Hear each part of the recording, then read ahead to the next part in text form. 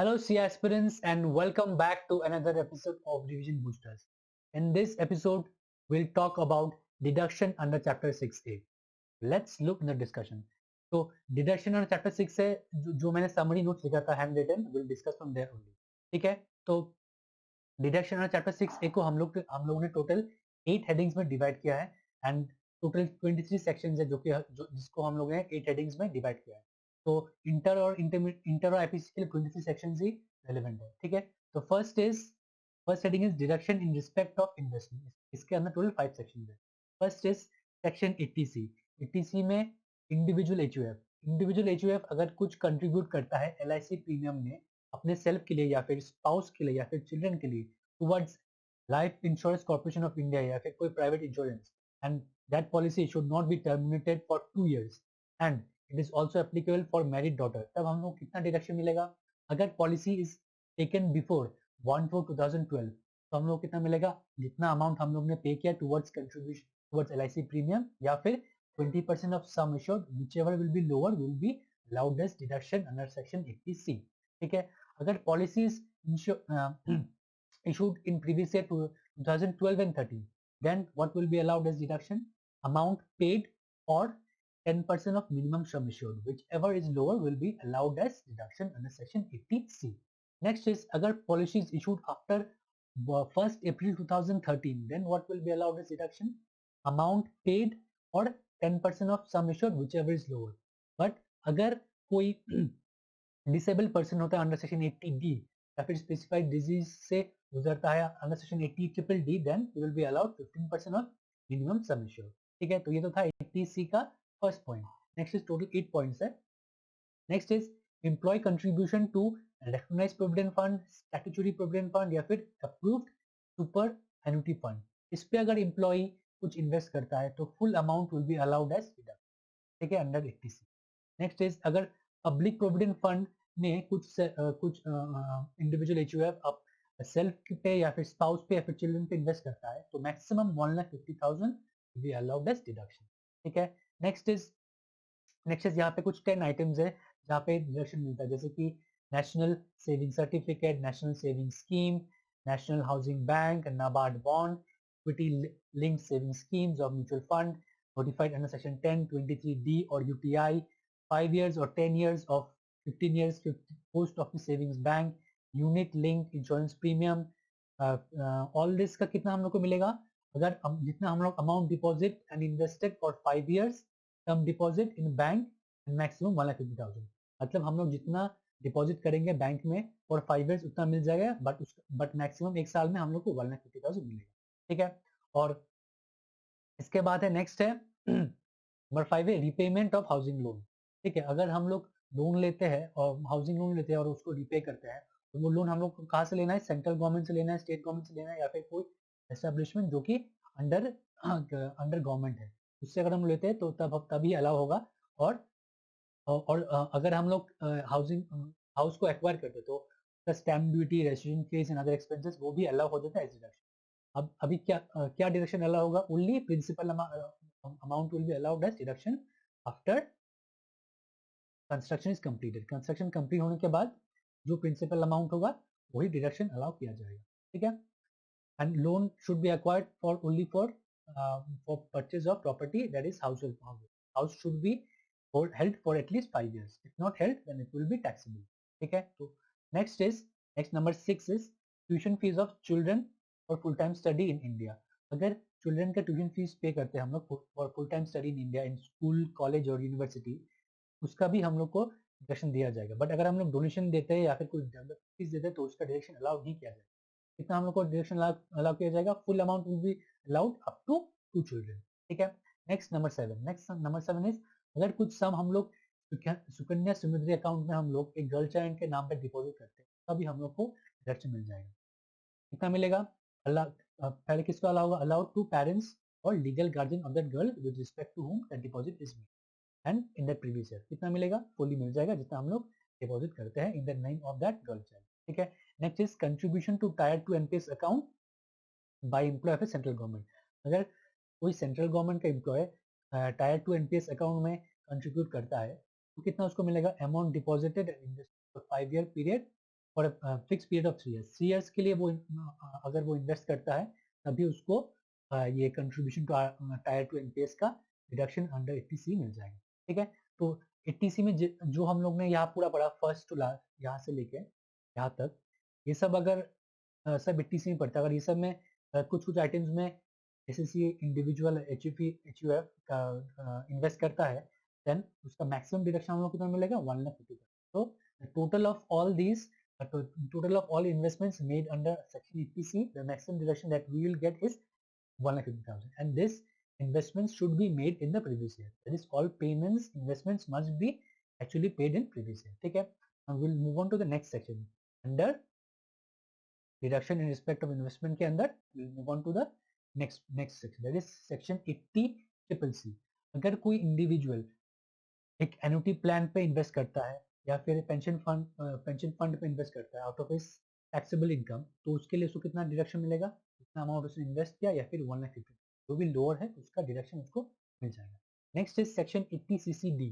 80CCD1 क्या बोलता है, amount invested in new pension trust. ठीक है, amount invested in new pension trust का दो पार्ट है। फर्स्ट है अगर सेल्फ एम्प्लॉयड हुआ, तो सेल्फ एम्प्लॉयड अगर हुआ तो 80CCD1 के अंदर कितना कितना हम लोग डिडक्शन मिलेगा, अमाउंट जितना कंट्रीब्यूट किया वो या फिर 20% of GTR, whatever will be lower that will be allowed as deduction under section 80CCD1।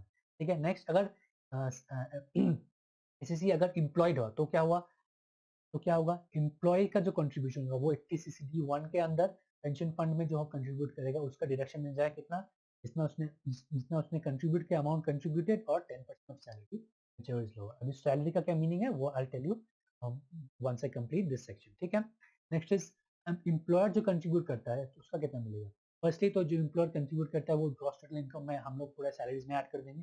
उसके बाद डिडक्शन चैप्टर में जब आएंगे तब हम लोग उसको डिडक्शन प्रोवाइड करेंगे। कितना डिडक्शन प्रोवाइड करेंगे, अमाउंट जो कंट्रीब्यूट किया एम्प्लॉयर ने या फिर 10% ऑफ सैलरी या फिर 14% of salary for central government, इसमें से जो लोअर होगा that will be allowed as deduction. ठीक है, अभी सैलरी का मीनिंग क्या है, salary means basic plus dearness allowance forming part of. ठीक है, तो ये तो था number 3। Number 4 is section 80CCE।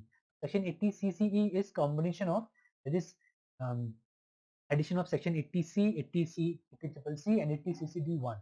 ठीक है, 80CCD1 मतलब सिर्फ एम्प्लॉय का जो contribution, that is will leave out employer's contribution. तो इस तीन सेक्शन को ऐड करके maximum deduction that will be allowed is 1 lakh से ज्यादा विल नॉट बी अलाउड।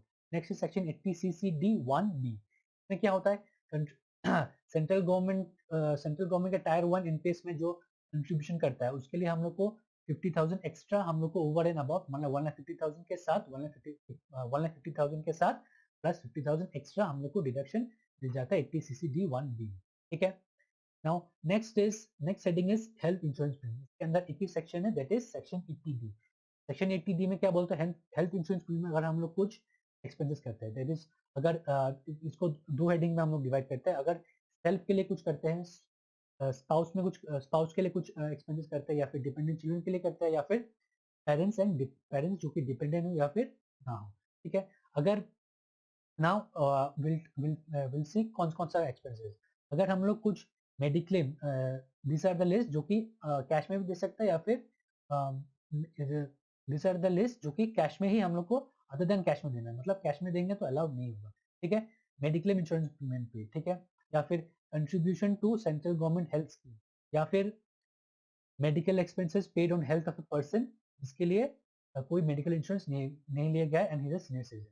तो ये सब होना चाहिए अदर देन कैश में। एंड कैश में क्या हो सकता है, प्रिवेंटिव हेल्थ चेकअप, ये सब अगर कैश में भी देंगे तब भी ये अलाउ किया जाएगा। नेक्स्ट इज पेरेंट्स के लिए हम लोग अगर एक्सपेंस पेरेंट्स के लिए अगर हम लोग मेडिकल इंश्योरेंस प्रीमियम पे करते हैं, ठीक है, it should B other than cash. Next is preventive health checkup के लिए अगर कुछ पेमेंट करते हैं तो it can be in cash. Next is medical expense अगर कोई सीनियर सिटीजन के लिए देते हैं, उसके लिए मेडिकल इंश्योरेंस प्रीमियम नहीं लिया गया है तो उसके लिए भी हम लोग को अलाउ किया जाएगा deduction under section 80D।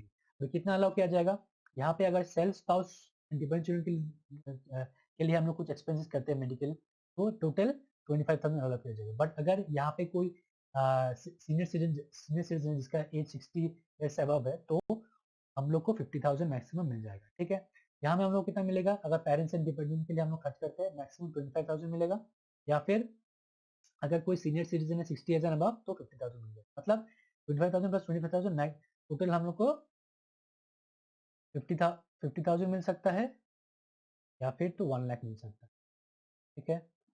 And जो ये प्रिवेंटिव हेल्थ चेकअप है, प्रिवेंटिव हेल्थ चेकअप ये दोनों का मिला के मैक्सिमम 5,000, ठीक है। तो प्रिवेंटिव हेल्थ चेकअप के लिए हमको ध्यान रखना है कि self spouse dependent children plus parents dependent on not सबका मिला के मैक्सिमम 5,000 या अलावा उससे ज्यादा अलाउ नहीं होगा, ठीक है। Next is HUF।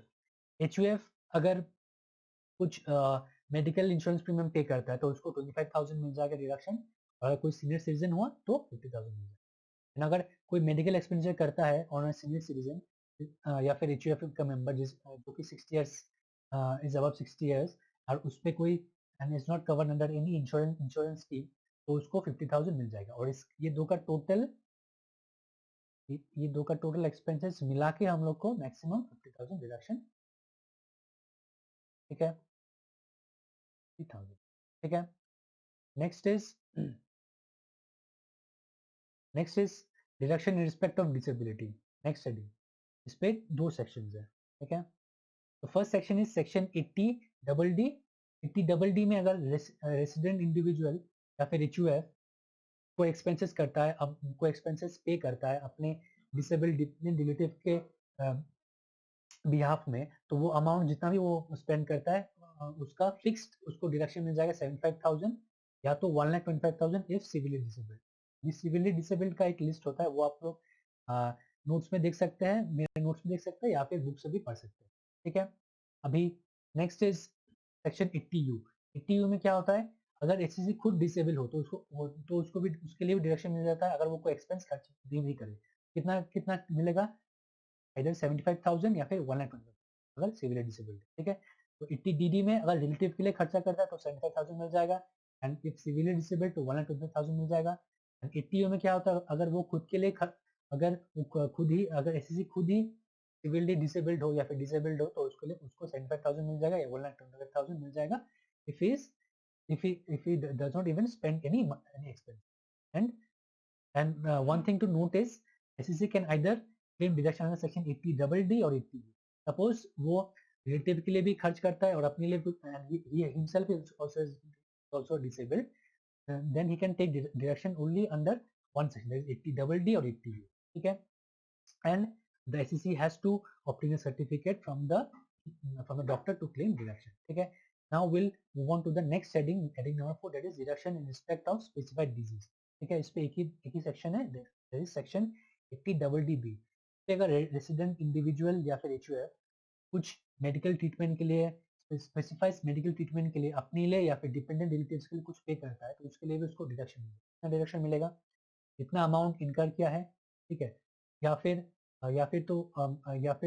मैक्सिमम कितना मिलेगा, मैक्सिमम मतलब डिडक्शन कितना मिलेगा, अगर 60 इयर्स एंड अबव हुआ तो 1 लाख, फिर बिलो 60 इयर्स या फिर HUF हुआ तो 40,000। तो इतना अमाउंट उसने इनकर किया या फिर मैक्सिमम 1 लाख या 40,000, जितना जो भी लोअर होगा उसका वो मिल जाएगा, प्लस अगर इंश्योरेंस क्लेम उसको कुछ मिल जाता है तो वो माइनस हो जाएगा, फिर जो रिमेनिंग आ जाएगा वो उसको डिडक्शन मिल जाएगा अंडर सेक्शन 80DDB, ठीक है।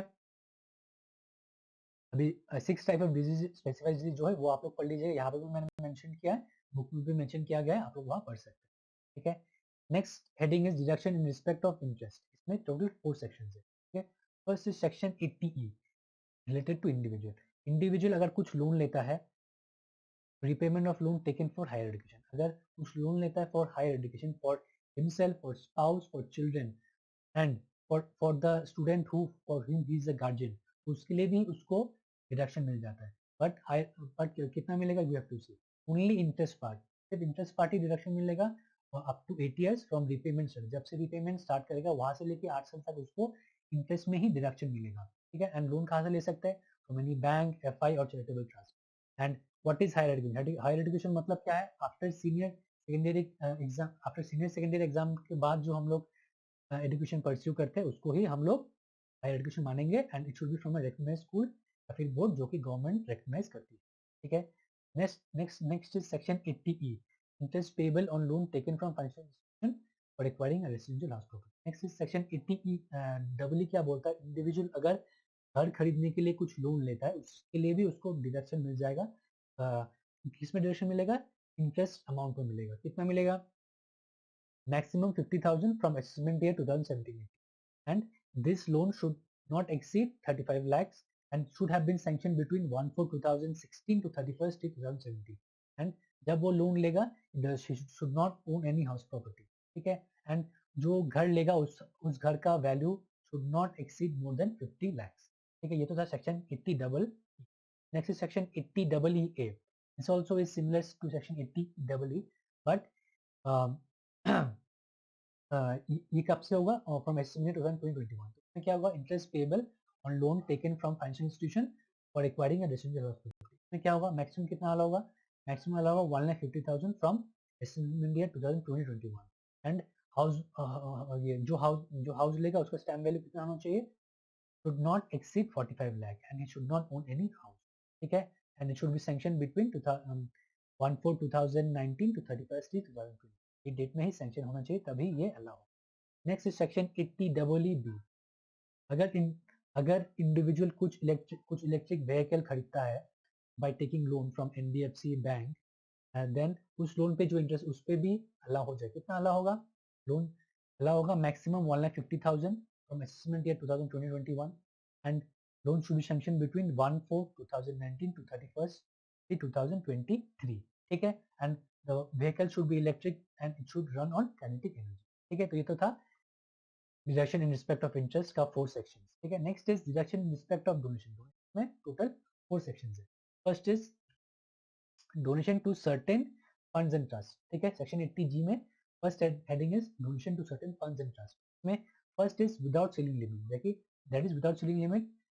इसमें एक 100% आइटम्स है, कुछ 50% आइटम्स. 100% आइटम्स में क्या है? जैसे कि नेशनल फंड हो गया, सेंट्रल फंड हो गया, आर्मी फंड हो गया, प्राइम मिनिस्टर फंड हो गया, एंड सो ऑन. तो ये सब में 100% डिडक्शन अलाउ किया जाएगा.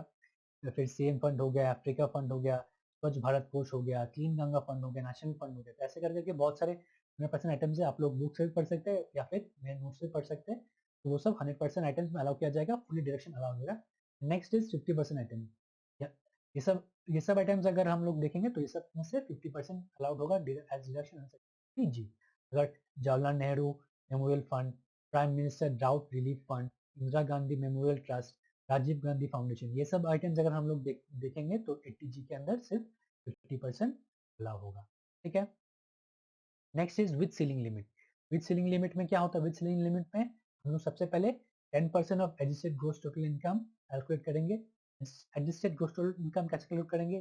GTI minus LTCG minus STC subject to STT minus 80C to 80U except 80G. उसको वो माइनस करने के बाद जो रिमेनिंग आएगा उसको हम लोग बोलते हैं एडजस्टेड ग्रॉस टोटल, ठीक है.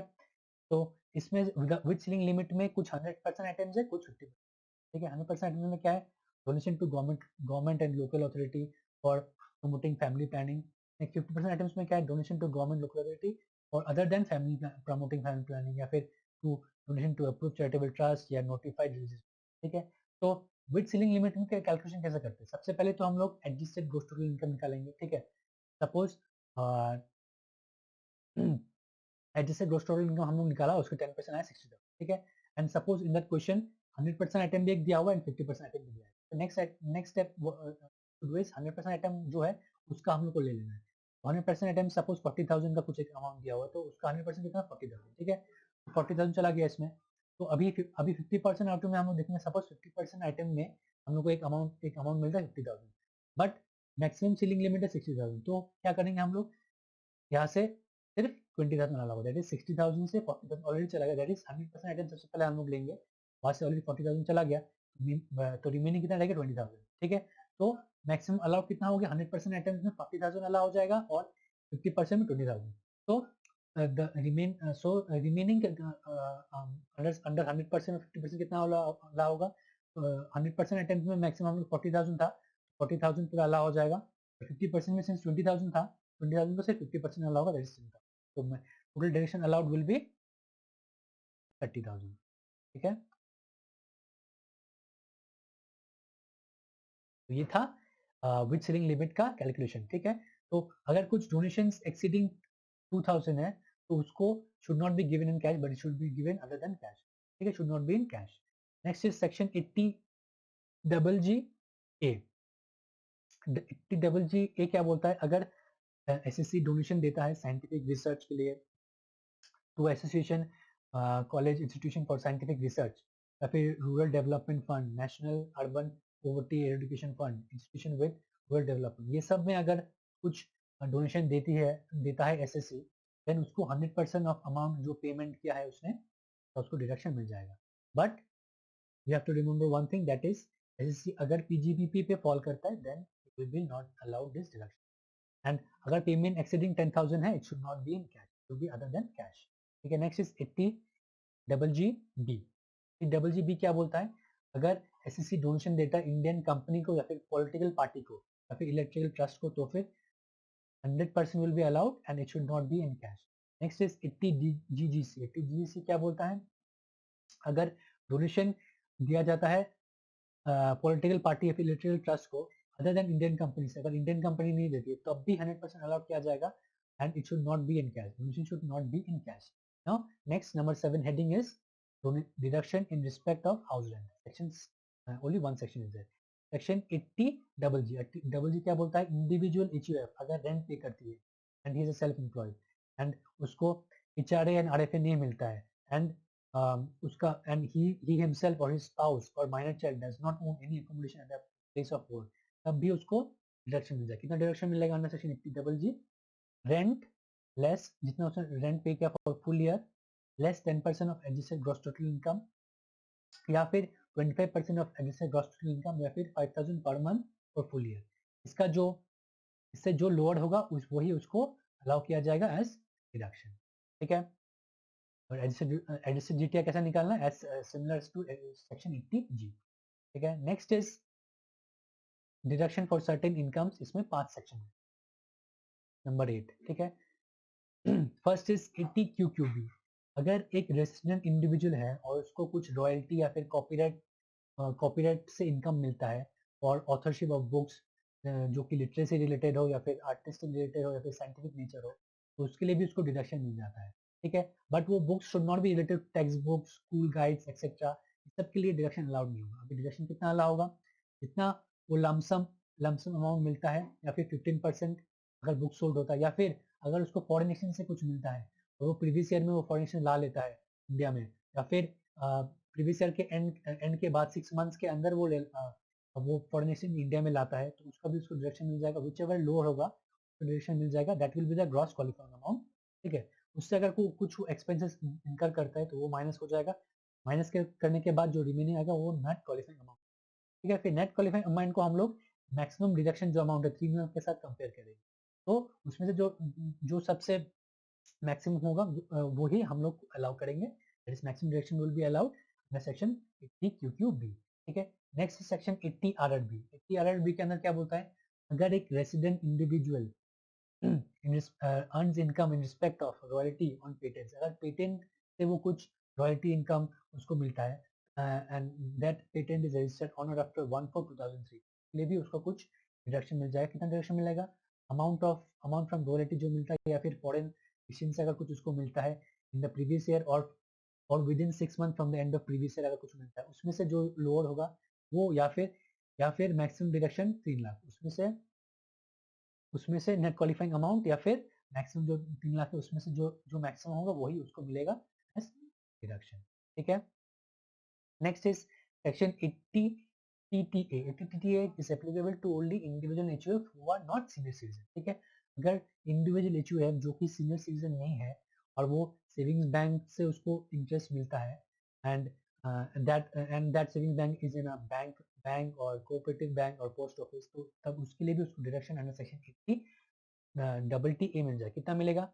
अमाउंट ऑफ इंटरेस्ट या फिर 10,000, विच एवर इज लोअर, तो डिडक्शन मिल जाएगा. प्लस अगर पोस्ट ऑफिस में वो कुछ पोस्ट ऑफिस में अगर उसका सेविंग्स अकाउंट है तो उसमें उसको प्लस 3,000 पर मंथ के हिसाब से 3,000 पर मंथ एक्सटेंशन मिल जाएगा अंडर सेक्शन 1050. ठीक है.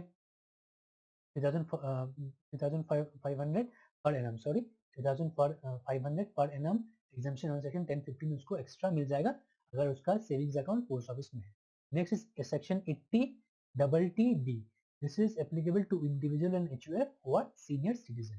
तो वो लोग का इंडिविजुअल HUF जो सीनियर सिटीजन उनका अगर कुछ डिपॉजिट्स है with bank, company, cooperative society and post office, में जो इंटरेस्ट मिलता है उसमें भी उसको वो लोग को डिडक्शन मिलता है। डिडक्शन मिलेगा अमाउंट ऑफ इंटरेस्ट या फिर 50,000 विच एवर इज लोअर, ठीक है। एंड प्लस वो लोग को 3,500 पर एनम पोस्ट ऑफिस के लिए भी एक्स्ट्रा एग्जामेशन मिल जाएगा, कितना, अंडर सेक्शन 1050, ठीक है।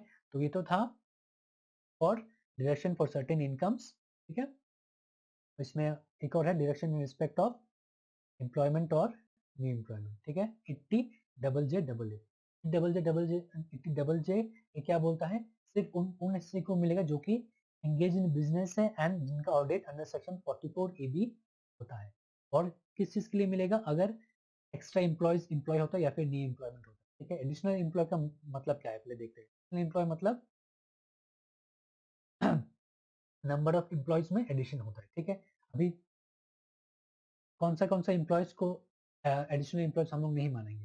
अगर एम्प्लॉयज को एम्यूलमेंट्स मिलता है, एम्यूलमेंट्स मतलब जो सैलरी वैलरी मिलके अगर 25,000 पर मंथ के ऊपर मिलता है तो उसको हम लोग एडिशनल एम्प्लॉयज में नहीं मानेंगे। नेक्स्ट इज अगर उसका entire contribution is paid by government in pension fund scheme by the employer, तब भी तो भी उस एम्प्लॉय को हम लोग एडिशनल एम्प्लॉय में नहीं मानेंगे।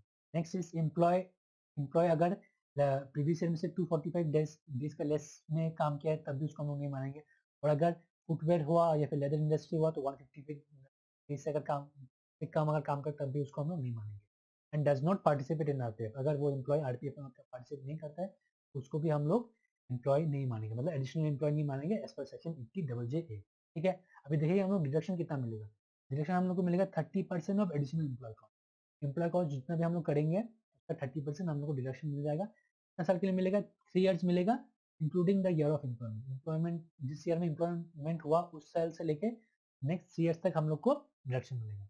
अभी डिडक्शन कब नहीं मिलेगा, डिडक्शन हम लोग को तब नहीं मिलेगा अगर हम लोग factory we have acquired the factory by transfer, ठीक है। अगर हम लोग फैक्ट्री को खरीदते हैं तब एम्प्लॉय जाता तब हम लोग को उसके लिए हम लोग को नहीं मिलेगा, ठीक है। अभी next is additional employ cost. Additional employ cost क्या होता है, additional employ cost is basically total emoluments paid to the employ, ठीक है। अभी क्या क्या अलाउड नहीं होगा, क्या क्या अलाउड नहीं होगा, इफ कब ये एडिशनल कॉस्ट अलाउड है, अगर there is no increase in employees, ठीक है, and if the emoluments are paid in cash, अगर एम्प्लॉय में कुछ इंक्रीज हुआ ही नहीं तो 80 double J is not applicable on, and if the emoluments are paid in cash then also 80 double J का deduction will not be allowed. अभी emoluments क्या होता है, ऑल पेमेंट्स, ऑल पेमेंट जो होता है आर एम्यूलमेंट्स, बट क्या नहीं होता है, क्या क्या नहीं होता है, employer's contribution to pension fund, provident fund, other fund. अगर एम्प्लॉयर्स का ये कंट्रीब्यूशन होता है एम्प्लॉय से तो ये एमेंडमेंट्स नहीं माना जाएगा, ठीक है। फिर अगर रिटायरमेंट बेनिफिट्स में कुछ gratuity, VRS, contribution to pension देता है तो ये सब भी एमेंडमेंट्स में माना नहीं जाएगा। तो ये तो था टोटल 23 सेक्शन जो कि आईपीसीसी एंड इंटर में रेलेवेंट है and relevant for the exams as well. दूसरी सेक्शन जो कि हम लोग ने डिफरेंट 8 हेडिंग्स में हम लोग ने देखा था। तो डिडक्शन एंड चैप्टर 6 ए के लिए इतना ही, 20 सेक्शंस आप लोग पढ़ के जाइए, ठीक है। एंड कुछ नोट्स यहाँ पे मैंने दिया, आप लोग ये पढ़ सकते हैं क्योंकि while doing the sums it might help you, ठीक है। तो for this chapter this was it, thank you very much and पढ़ते रहो बढ़ते रहो।